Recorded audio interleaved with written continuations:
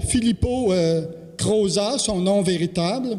Alors, il est né en 1941, marié depuis 50 ans. Il a 2 enfants. Il a été ordonné diacre en 2001. Il était membre de l'équipe internationale pour la formation. Alors, il connaît Don Pigi depuis 1977. Il était promoteur pour la Chine, promoteur pour l'Italie du Nord-Ouest. Alors, il est très impliqué. Alors, c'est grand organisateur, au fond, autour de Don Pigi. Vraiment, il connaît très bien le système des cellules. Et il a travaillé d'arrache-pied pour réaliser 4 vidéos pour vous ici à Montréal. Alors, nous allons procéder. Alors, on va écouter vraiment cette conférence. Le premier, c'est sur le témoignage de Don Pigi, sa conversion pastorale. Comment Don Pigi s'est converti vraiment à cette idée que l'Église existe pour évangéliser. Bonjour à tout le monde. Aujourd'hui, c'est le 6 de mai, la fête de Saint-François de Montmorency-Laval. Et donc, nous sommes unis dans la vie de l'Église. Et je parle d'ici parce que nous désirons préparer cette film pour vous comme temps d'aider au témoignage de Santo Storgio. Comme vous pouvez voir immédiatement, je ne suis pas Don Pigi. Et non pas seulement car j'ai de petites moustaches, mais parce que vous avez connu la figure charismatique de Don Pigi. Et moi, je suis seulement un diacre, comme vous le voyez, de mes vêtements. Je suis diacre car l'expérience des cellules que Don Pigi a vécues 31 ans avant, en novembre 1986, et allant à Pembroke Pines, a bouleversé mon cœur et m'a fait accueillir la vocation à ce ministère de service dans l'Église. Pour vous offrir la fraîche témoignage de Don Pigi, je vais lire pour vous directement le mot que Don Pigi donnait à la paroisse de Santo Storgio Milan après son retour des États-Unis. Et voilà les mots de Don Pigi. Jusqu'au mois de juin 1986, ma vie de curé s'était développée d'une façon tranquille et habituelle. J'étais content lorsque je voyais mon église pleine de fidèles, lorsque je voyais que mes paroles produisent du bien et touchant au cœur de mes paroissiens, que je cherchais de suivre et à soigner le mieux possible. Pour moi, ma tâche était ceux qui fréquentent l'église avec assiduité.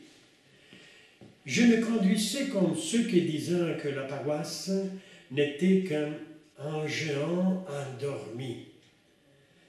Géant parce que les paroisses sont éparpillées dans le monde entier. Endormi car elles ne remplissent pas leur fonction de levure et de sel pour la terre, de levure pour le pain, mais elles vivant dans des traditions d'habitude. À ces temps-là, par l'entremise d'un prêtre canadien, le père Valérien Godet, je peux lire un reportage tiré d'une revue américaine qui parlait d'une paroisse en Floride, intitulée « Paroisse en flammes ». La paroisse était à Pembroke Pines et les curés étaient le père Eivias, qui avait réalisé quelque chose de complètement neuf pour moi, le système de cellules paroissiales d'évangélisation. Toute sa paroisse n'était tournée que vers le but prioritaire de l'évangélisation. Et en lisant, j'ai découvert que les racines de cette pensée étaient dans l'enseignement de Paul VI, dans un document très important, Evangelii Nuntiandi, qui dit « L'Église existe pour évangéliser ». En analysant cette phrase, j'ai compris que le but principal de l'Église n'est pas évangéliser, mais c'est l'évangélisation elle-même qui est le vrai but de l'Église. J'étais très curieux à propos de cette paroisse. J'ai organisé avec Père Val Godet d'aller la visiter au mois de novembre. Et quand j'ai été accueilli dans la paroisse de Saint-Boniface, j'ai respiré immédiatement un climat tout à fait différent. Tout le monde était très accueillant. Il faisait toute attention à mes exigences, à mes demandes. Il me prévenait quelquefois. Il me taquinait. Il me provoquait par des questions un peu embarrassantes qui relevaient le désir de toucher des côtes cachées de ma vie de curé, en essayant de me faire comprendre mes carences. J'ai compris que je n'avais pas l'esprit missionnaire. C'est l'esprit du grand maître Jésus. Au moment de l'ascension, il confie aux apôtres l'Église de l'époque, les devoirs d'évangéliser. Il disait: allez dans le monde et prêchez l'Évangile à toutes les créatures. Ce mandat a été oublié. Je me contentais de soigner ceux qui étaient là ceux qui venaient à l'église. Mon attention à ceux qui étaient absents était presque nulle. Et maintenant, j'ai compris qu'il ne s'agissait plus de regarder ceux qui venaient et de se féliciter s'il n'y avait quelqu'un en plus. Il s'agissait toujours de faire attention à ceux qui étaient absents. C'est la parabole de brebis perdues que j'étais appelé à vivre dans les rapports avec mes paroissiens. C'est tout à fait un changement de vue. L'Église existe pour évangéliser. J'ai découvert les cellules paroissiennes d'évangélisation pour vivre en paroisse le commandement de Jésus. D'abord, ce qui était fascinant, c'est que les cellules se rencontrent dans les familles, pas dans les paroisses, mais dans les maisons. Et ça, c'est-à-dire que la maison devient le lieu où on pouvait vivre l'expérience de petite église. L'année suivante, au mois de janvier, nous avons organisé une assemblée paroissiale pendant laquelle j'ai témoigné la réalité de la paroisse de Saint-Boniface en Floride. Nous avons décidé de choisir le fondement de la méthode, c'est-à-dire que j'avais trouvé à Saint-Boniface l'adoration eucharistique, et ainsi on a essayé de réaliser la même chose chez nous. C'est alors que les premières cellules sont nées, ou bien, pas exactement les cellules, mais l'introduction au système des cellules. Voilà. La vie d'un prêtre acquiert un sens nouveau. Il n'y a plus de place pour le découragement, pour la dépression. Il n'y a qu'une vision nouvelle, une vision hardie, courageuse, joyeuse, chargée d'enthousiasme. La vision qui permet de mettre au service du Seigneur toutes les activités. À partir de ce moment-là, je suis devenu un curé heureux. Quand le pape, le Vatican a reconnu les statuts officiels des cellules paroissiales d'évangélisation. Et je me permets de vous dire, au fond, le pape est sorti de son texte.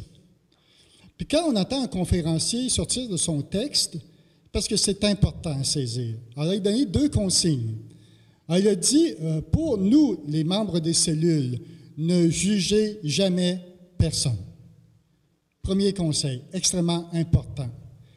Le deuxième conseil m'a fait prendre conscience aussi de quelque chose que moi, je porte dans mon cœur depuis de nombreuses années.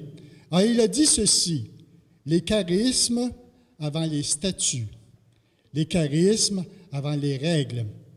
Alors, les cellules paroissiales d'évangélisation, c'est de permettre au charisme des laïcs de se développer, de les discerner, de les encourager. Vous devez bien comprendre que quand on parle de conversion pastorale, sont impliqués soit le clergé que le laïc.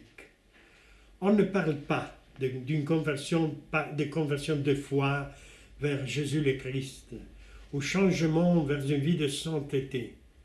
Mais il s'agit pour le laïc de l'engagement à partager vers les autres, avec son témoignage de la vie, justifié par la parole, à force de baptême, de sacrement de l'initiation chrétienne et de la puissance de l'Esprit Saint, comme Jean-Paul nous explique dans Christi Fidelis Laici. Pour le clergé et les religieux, de former et aider le laïc à devenir eux-mêmes des disciples missionnaires dans la vie quotidienne, dans le monde, et découvre que l'appel de Jésus est tel de prêcher le salut à toute la création. Et Saint Paul écrivait à Timothée, c'est dans la deuxième lettre épître de Timothée, à Timothée 2:2, c'est que tu as appris de moi sur l'attestation des nombreux témoins, confie-les à des hommes sources, capables à leur tour d'en instruire des autres. Vous savez bien que les apôtres, après 3 ans de cours de théologie et d'évangélisation, en suivant Jésus-Christ, participant à très nombreux laboratoires pratiques, comme guérison de malades, ouvrir les yeux aux aveugles, chasser les démons, ressusciter les morts, réprimant des pharisiens, servir les disciples, pardonner les persécuteurs et encore plus.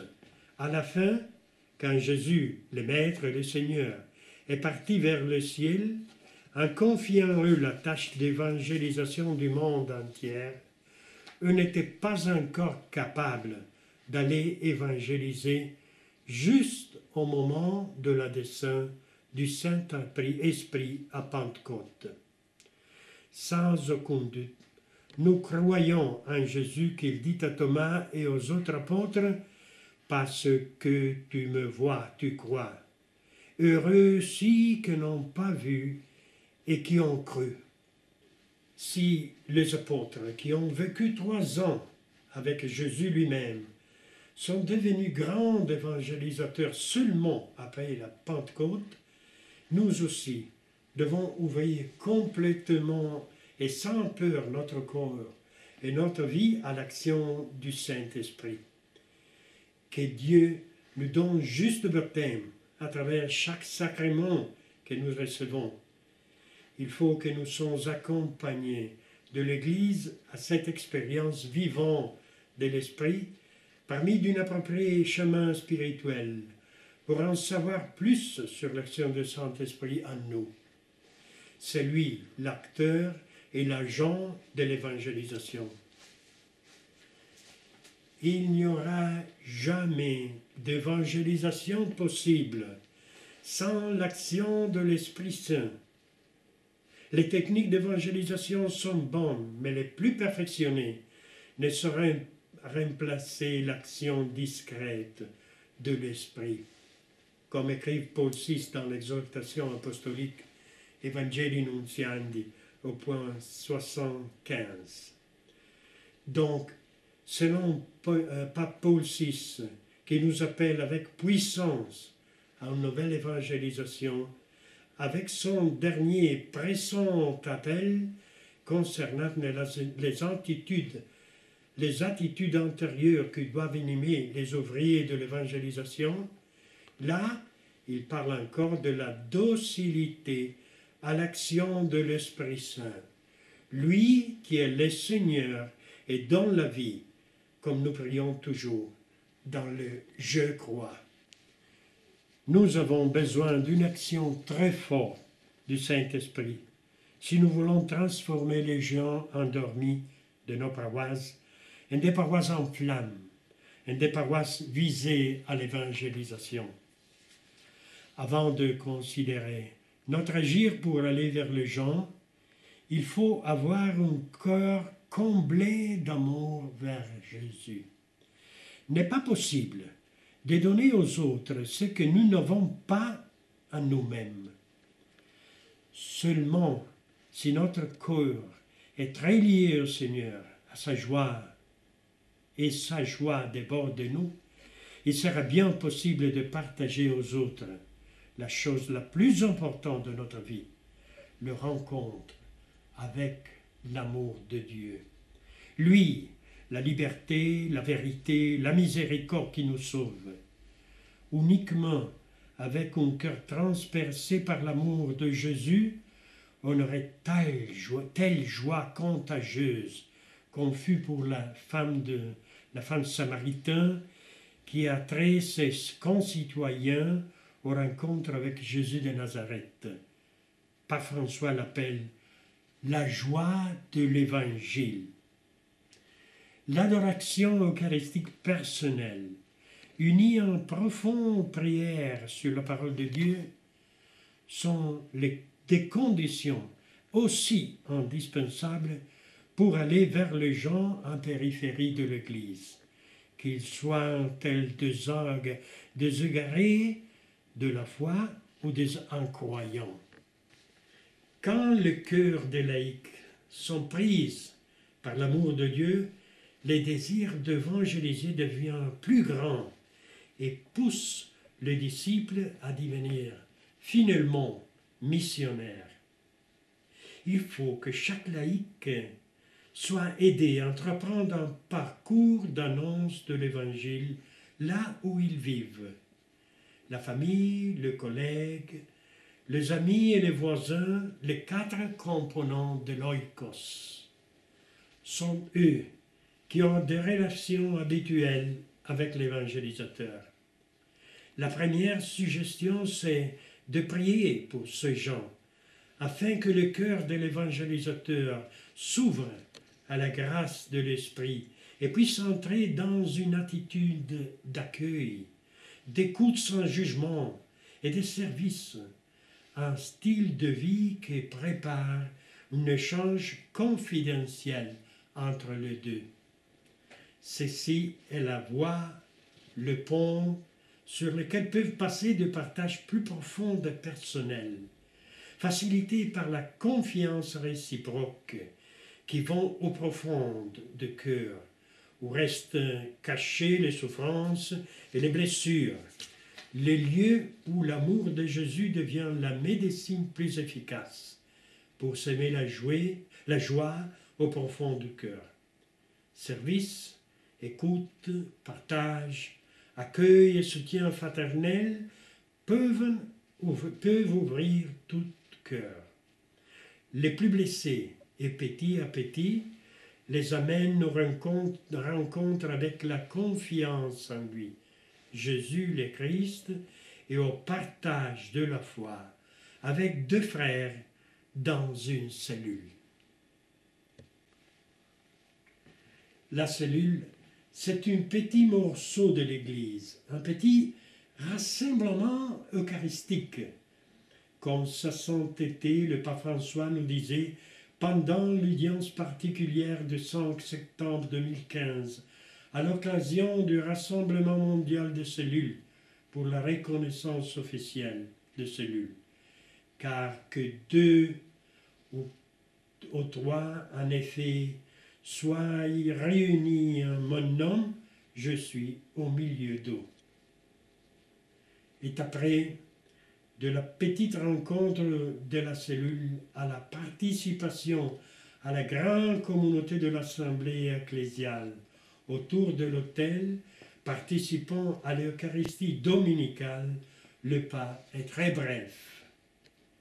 La conversion du paroisse en communauté, de petites communautés, sera réalisée et vivante. La conversion pastorale accomplie.